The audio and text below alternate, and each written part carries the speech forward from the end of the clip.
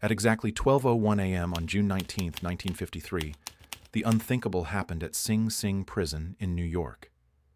Julius and Ethel Rosenberg, a married couple and parents to two young boys, took their final breaths. They became the first American civilians ever executed for espionage during peacetime. The charges, that they passed atomic secrets to the Soviet Union.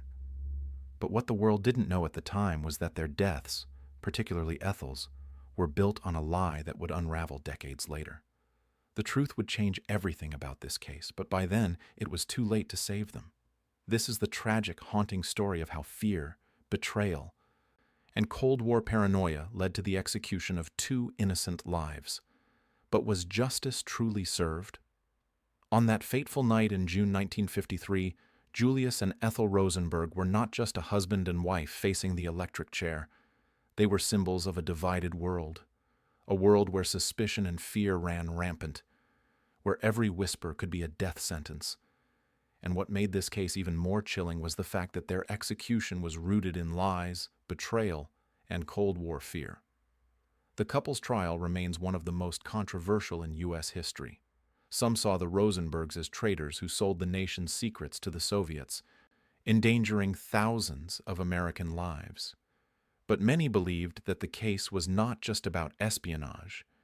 It was about scapegoating, the targeting of innocent victims in a world gripped by paranoia. But the burning question remains: did the Rosenbergs deserve to die? Was their punishment an act of justice, or did the fear of communism cloud the truth? Before we swim deeper, a quick content warning.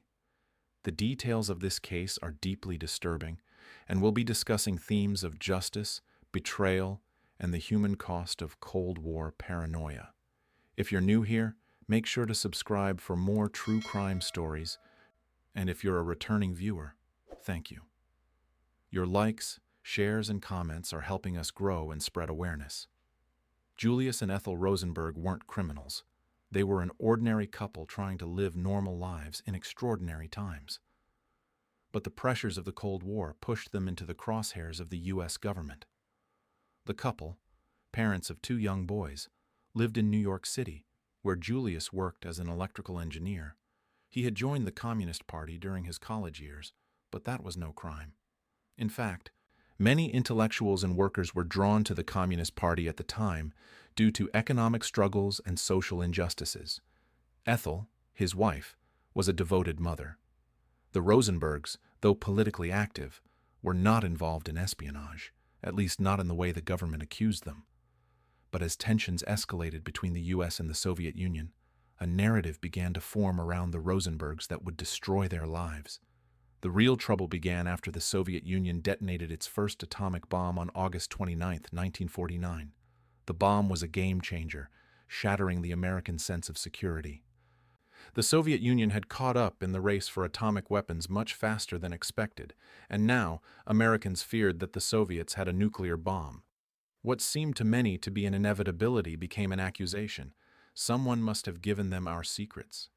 That someone, the government claimed, was Julius Rosenberg. The key to the case against Julius and Ethel came when Klaus Fuchs, a German scientist who had worked on the Manhattan Project, confessed to British authorities in early 1950. Fuchs admitted that he had passed atomic secrets to the Soviet Union during World War II. His revelations sent shockwaves through the American government, and he named his American contact, Harry Gold, a chemist in Philadelphia. Gold, after being interrogated, eventually revealed the name of another suspect, David Greenglass, a machinist who had worked at Los Alamos, the secret facility where the atomic bomb was developed. At first, David Greenglass denied any involvement in espionage, but as the pressure mounted and his own life hung in the balance, he cracked. In a desperate attempt to save himself from the electric chair, Greenglass made a decision that would haunt his family forever. He turned on his sister, Ethel, and her husband, Julius. Greenglass's confession would form the backbone of the case against the Rosenbergs. He claimed that Julius had recruited him into a spy ring, sending him to Los Alamos to steal information about the atomic bomb. But the most damning accusation came when Greenglass claimed that his sister, Ethel, had typed up the stolen atomic secrets. an accusation that would later be proven false, yet was the key evidence that led to her death. The investigation into the Rosenbergs was swift.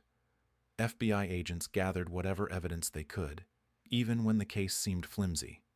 The Rosenbergs were arrested on July 17, 1950.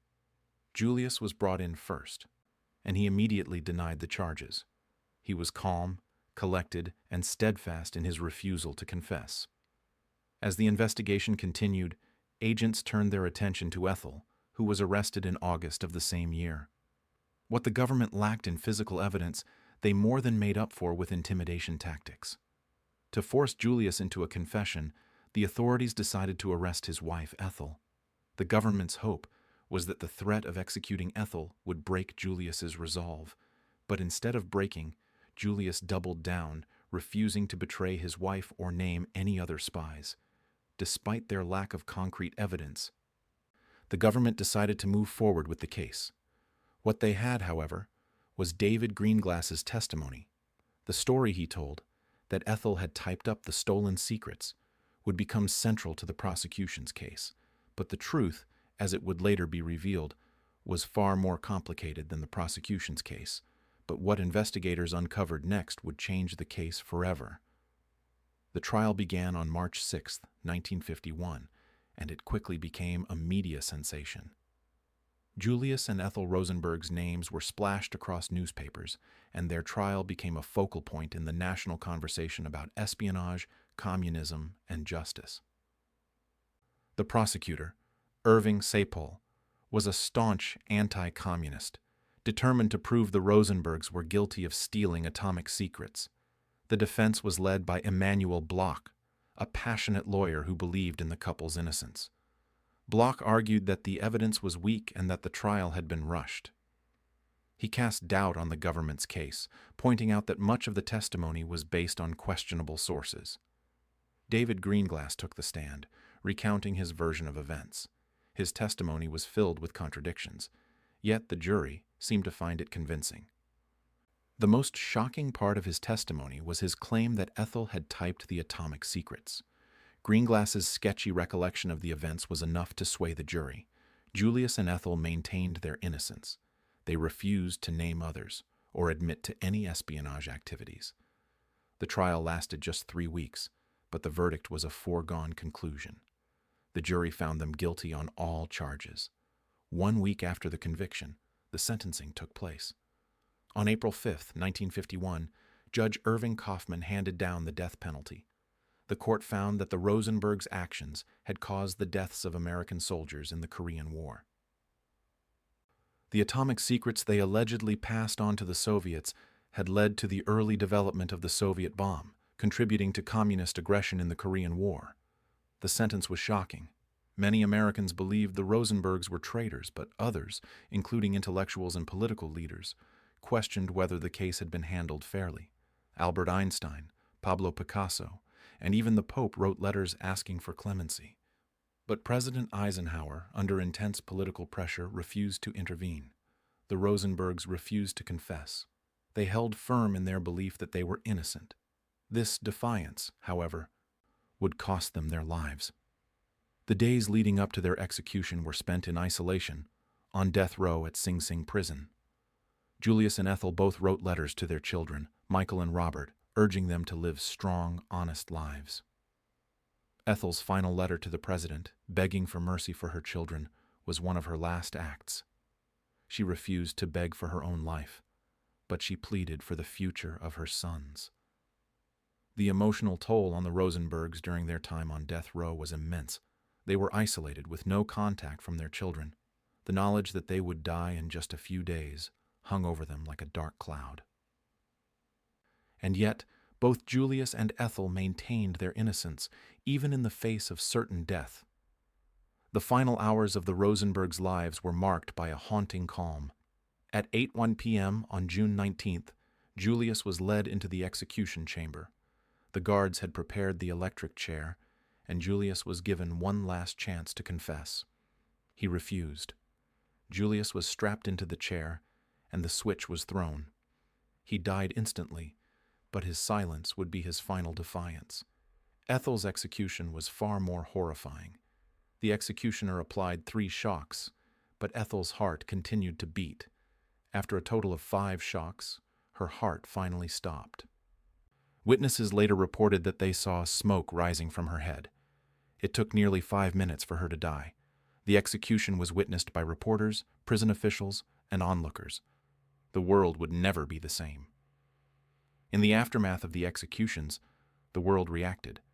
In the U.S., many believed that justice had been served. The Rosenbergs had betrayed their country, and their deaths were seen as necessary to protect national security. But in Europe, the case sparked outrage. Protests broke out in major cities, with thousands marching to demand justice for the Rosenbergs. The couple's children, Michael and Robert, were left orphaned and were adopted by a communist songwriter named Abel Mirapol. The brothers grew up with the legacy of their parents' deaths hanging over them. They later became active in the movement to clear their mother's name, believing she had been innocent.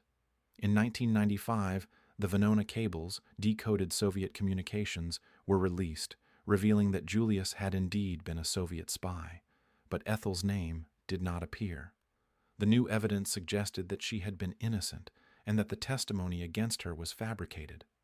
The Rosenbergs' case remains one of the most controversial in American history. While Julius may have been guilty, Ethel's innocence is now widely accepted. The case serves as a reminder of what can happen when fear and paranoia override justice. The Rosenbergs' deaths became a symbol of Cold War hysteria and the human cost of fear-driven decisions. The moral questions linger. Was justice truly served, or was this another case of innocent people caught in the crossfire of political fear? What do you think? Was the execution of Julius and Ethel Rosenberg justified, or was it a tragic miscarriage of justice? If you found this story compelling, don't forget to like, share, and subscribe for more in-depth true crime documentaries. Let us know your thoughts on this case in the comments below. What lessons do you think we can learn from the Rosenberg case? Your feedback is invaluable in our efforts to continue telling these important stories.